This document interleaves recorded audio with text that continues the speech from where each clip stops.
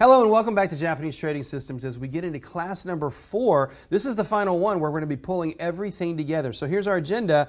We're going to talk about the strategies and applications. And in this lesson, we're going to talk about the various instruments that you can use to trade the Japanese trading systems, the Ichimoku clouds. We're talking about multiple time frames, and then we're going to talk about what's it going to take for you to get great at trading with the clouds. So let's get started with the various instruments that we can trade.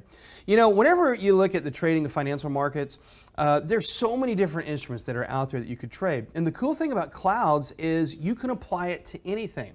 As long as you can build a chart, as long as you can get that core charting data and put it into a charting software, you can put the clouds on it, you can overlay it, and right here in one picture, one chart, at a glance, you can get your complete analysis information. So let's look at some of the possible markets. Obviously, you could trade the stock market and use the Ichimoku clouds. We can trade the options market.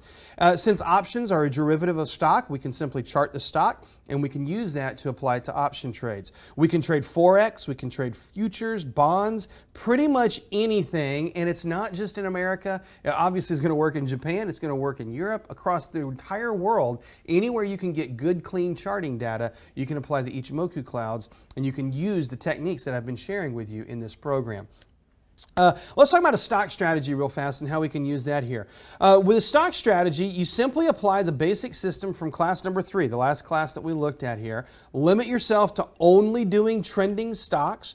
If you're going to be bullish, you're going to trade long, you're going to buy the stock. If you're going to be in a bearish trade, you're obviously going to have to short the trade.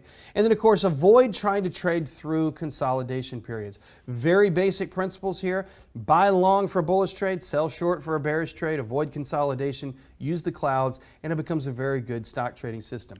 If you're looking at trading Forex, again, apply the basic system from class number 3. On the daily chart, I suggest you might consider lowering your leverage down to 25-1. This is a little distinction here.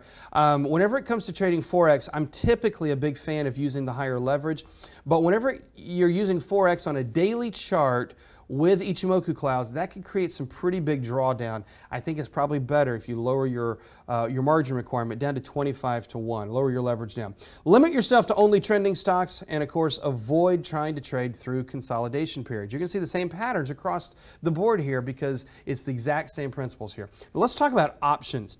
When it comes to options, Ichimoku clouds present some very interesting challenges and also some interesting opportunities for trading with options. For example, we've got two pieces of information. Do we want to trade a trending market or a sideways market?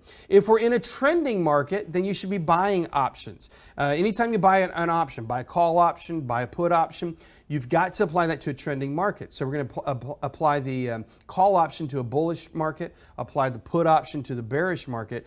Either way, you're going to be buying those options. Now, if you're in a consolidating market situation, then what do we want to do? In that case, we can apply a selling strategy. And one of the great benefits, of course, of trading with the Ichimoku clouds and doing that analysis is we get insight into, are we getting into a trend or are we getting into a consolidation period? So simply taking those key pieces of information and applying it all together, mixing it all up, is going to give you the best input in terms of analysis, and then of course you can apply the right options. You know, in the next video here, let me just kind of take a little break, and in the next video, let's come back and look at some of the details of how we can go more in depth with option trading.